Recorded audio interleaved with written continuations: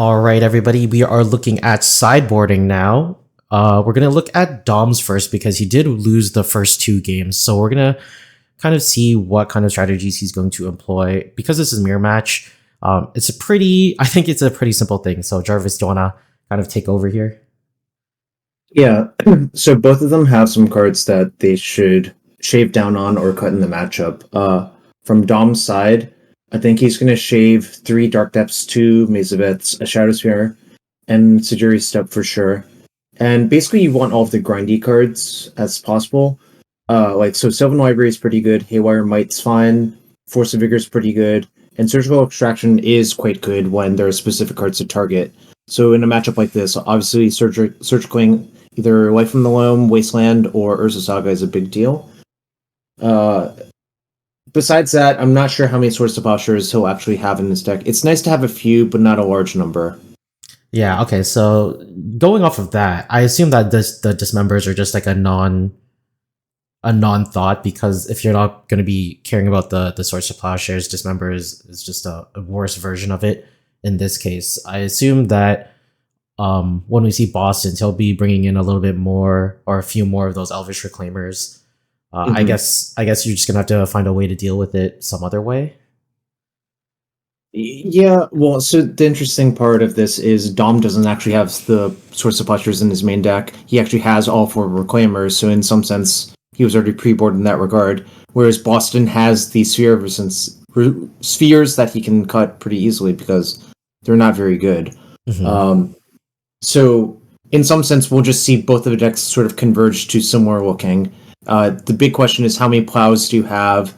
What other cards do you think you can side out? I actually am kind of surprised Dom is shaving a Mox Diamond due to the colored mana count, but I think his reasoning is probably that it's a liability versus Force of Vigor to draw too many of those sort of things that can be picked off easily. So we're seeing him just kind of cutting the last few cards. Looks like he is only going to be boarding in 3 Swords to Plowshares for now. It looks like he's dropped 1. Looks like he might be going for that 4th one. So, or sorry, for the second one. Yeah, it's kind of tough. Like it's hard to decide what you want to do. It also kind of depends on how you expect your opponent to sideboard. Although the open Decklist thing, I think Dom has a pretty good idea of how Boston will sideboard. So Boston's doing a similar thing, siding out the Tabernacle, Pendrell Vale, Force Sphere, Maze of Ith, 2 Dark Depths, Lava Spur Boots, a Shadow Spear, and probably cutting 1 plow, looks like what's going on here. This all tracks to me. I don't think the equipment are very good because it's kind of hard to actually punch through. Like, the incremental damage doesn't matter, I think, very much, is what I would say. Yeah, so the incremental damage comes from, like, I assume is coming from either the haste from the Lava Spur Boots or the trample damage from the Shadow Spear. Both of them pretty much negligible, as you've been saying, all throughout this match. Life total, when it comes really down to it, it's pretty like non-calculable. Like, it's either they're going to be winning through an overwhelming board state of constructs, or if they have to press that nuclear button, then going for the Marilage is kind of like the desperation move. But even in those cases, like, we've seen that, like, Boston has been drawing them quite a bit throughout those first 2 games. And yes, they have played, quite a role, but I guess when it comes down to it, you really want those grindy pieces to fight against your opponents, right? Yeah, pretty much. Basically, the games are going to go long if no one decides to push the button to see if someone's dead. That's why you see both of them sideboard in such a way that there's exactly 1 Dark Depths in their deck. Dom starts 4, so he can cut 3. Boston starts 3, so he can cut 2. But they basically end up in the same situation, pretty much. Yeah. So I will be putting up graphics so that everyone can see just like the final overview if you guys aren't paying attention through the cards. I'll probably add in post just the final switches and everything. But yeah, that looks like both players are done sideboarding. So we're going to be starting the 3rd game now.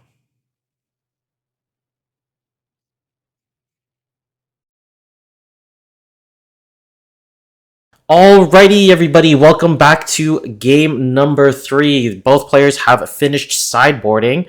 Jarvis, do you want to do a quick overview on how the players sideboarded this? Yeah, for Boston's side, I believe he sideboarded out 1 Tabernacle, 4 Sphere Resistance, 1 Mesa Myth, 2 Dark Depths, a Spur Boots, a Shadow Sphere, and 1 Source of Plowshares for 2 Elvish Reclaimer, 2 Sylvan Library, 1 Pithing Needle, 1 Haywire Might, 1 Crucible of Worlds, 2 Force of Vigor, 2 Endurance. Basically, just all of the grindy cards came in, and you cut some of the defensive tools and cards that are very play draw dependent, as well as some cards that kind of just don't do very much. Mm-hmm. On Dom's side, I believe he cut 3 Dark Depths, 2 Mesa-Myth, a Shadow Sphere, a Moxdown, and a Jury Step for a Sylvan Library, 2 Source of Plowshares, a Haywire Might, 2 Surgical, and 3 Force of Vigor. So similar idea, but Dom doesn't actually play Tabernacle in his main deck.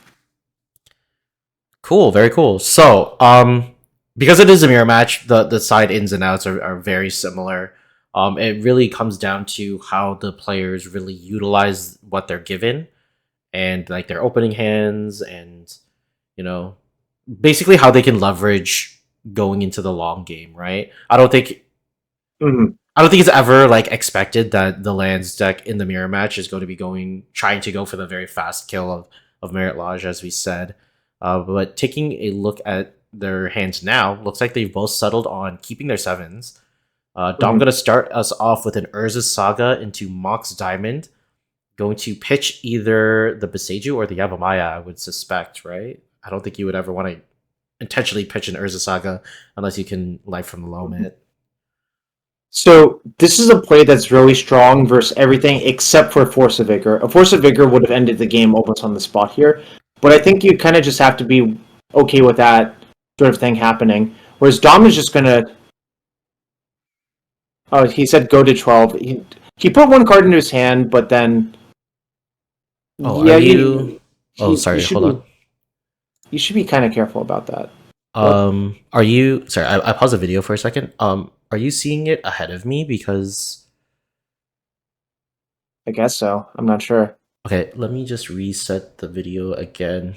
Because you said that he went down to 12 before he finished resolving the Sylvan Library. No, he audibly said it. Oh, he did. Oh, okay. Sorry, I'll continue again. My bad. Yeah. Sorry, I forgot I don't have the player audio, so. Oh, got it. Yeah. Okay. Sorry about that. Okay, yeah. So Dom does keep both or all 3 cards that have been drawn. Mm-hmm.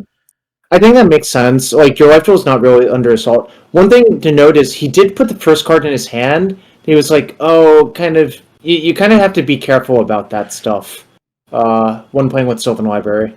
Yeah. All right. So Boston just kind of used Wasteland to get rid of the Urza Saga for his first turn. Now it's Boston's second turn.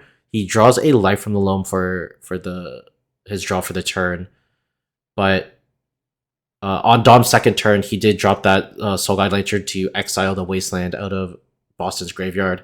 Boston's just going to play an Urza Saga pass to Dom. Dom's going to resolve his Sylvan Library here. He is now aware of playing a little bit more diligently, so he is keeping those cards from the Sylvan Library separate now.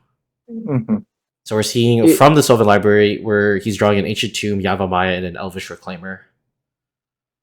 This time I wouldn't pay 8. I think I would pay 4, keeping the Reclaimer and Tomb.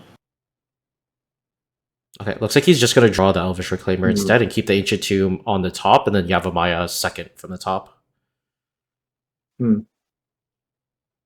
Down comes Caracas. And in comes Elvish Reclaimer for only 1 point of damage. There's only 2 lands in the graveyard. There's a Yavimaya and an Urza Saga, so the Reclaimer is only a 1/2 for now. Going into Boston's turn, Dom plays Force of Vigor, exiling that Elvish Reclaimer that he picked off of the Sylvan Library. I think I might have liked to see the keep Ancient Tomb, basically go to 8, play Tomb, play Reclaimer, make a construct. Instead of just Force of Vigoring just one thing. Like, I'm not sure that does enough. Yeah, I do wonder if there's the outside factor of this being a best of five. I wonder, like both players, decided on the time. It is a long match. I wonder if Dom is just getting. I don't know if it's like a little bit of frustration, if he's like super behind. Maybe he wants to kind of just be extremely aggressive here and kind of end this game while if he can.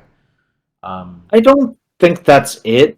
I think he sort of determined that his board was good enough that he would win as long as he just kept Boston's Boston down resources. to down to literal zero. Yeah, But I think you would have been slightly better off playing the second Reclaimer and making the construct than waiting on the Force of Vigor just as hardcast. yeah, that's true. Yes, people always seem to forget that with these these new Modern Horizons cards, you can hardcast them. You don't have to use the alternative casting costs all the time. All right, so Boston turns his Yavimaya into a wasteland, kind of blows you fetches a wasteland and blows up the Urza Saga to prevent Dom from making any more constructs. Dom's going to draw off of the Sylvan Library, sees the Ancient Tomb and the Yavimaya that we know of before. The third card is Thespian Stage. He's going to keep two, so he draws the Yavimaya and the Thespian Stage, leaves the Ancient Tomb on top. Gonna play the Thespian Stage for his land for the turn. By the way, now the Reclaimer's 3 power. That's why I kind of would have wanted the other um, Reclaimer to be cast. Then we would just have like such an enormous clock on Boston with him at 0 lands. Yes. But since we don't have a effectively 2-turn clock, I think it's better to just attack for 3 and leave up the Reclaimer activation. Yeah, so Boston draws a Soul Guide Lantern after taking the 3 points of damage from Dom. Not looking too great here, right? No, there is a life from the loam, but not much he can do in the face of the construct and the Elvish Reclaimer. He also has to. Really, Yeah, sorry. so the issue is neither player led on it. Well, Dom had 1 piece of acceleration, whereas Boston had 0. That's one of the dangers of keeping a hand like this. Yes, you have the crop rotation to stop on their plays, but without acceleration, that might just leave you too far behind. I mean, not to mention that, like, with that acceleration, he's also seeing way more cards than Boston, right? The Sylvan Library is just digging him pretty deep into the deck. Yeah, I, I mean, like the one danger of Dom's opening hand, which I'm not saying he should mulligan or anything. In fact, the opposite is true. I think you should keep the hand, play it that way every time. If Boston had a Force of Vigor on that turn 1, the game looks so different because it would have killed the Urza Saga and the Sylvan Library. Yeah. There's a Thespian Stage, going to go into a Soul Guide Lantern. It's going to exile Yavimaya, so it leaves 2 Urza Sagas in the grave. And just going to pass the turn. So Dom at the end of Boston's turn going to activate the Elvish Reclaimer, sacrifice the Karakas, finds another Urza Saga from the Reclaimer. This is why I think Dom chose to play 4 Reclaimers in his main deck. They're just super powerful in these situations. But now Boston also has access to 2, so it's more of a fair fight in that regard. Yeah. So the Sylvan Library is going to see the new cards are Surgical Extraction and Bajuka Bog. Oh, no, because he's shuffled. They're all new. So there's Surgical Extraction, Bajuka Bog, and Ghost Quarter off of this Sylvan Library. That's another reason Dom didn't attack with the Reclaimer, because since the clock's not fast enough, you might as well just get a completely new look on your Sylvan Library as well. Yeah. So he is going to draw the Ghost Quarter. Looks like he's going to try to just keep Boston his resources low. But I guess it doesn't really make it too much of a difference because he does get to fetch that basic land, right? Yeah. No, I don't think that Ghost Core is earmarked for a Thespian Stage right now. I think it's earmarked for something that's actually threatening. And I think it's just better than the Surgical and the Bajuka Bog in this position anyway. Mm-hmm. Although, yeah, like Boston hasn't really shown that the Bajuka Bog is really needed at this point. Well, the other reason to keep the Bojuka Bog in the library is for the Elvish Reclaimer. Ah, yes. True. All right. Yeah. That was a quick game number 3. So Dom is going to take it over Boston, making it 2 games for Boston over Dom's 1.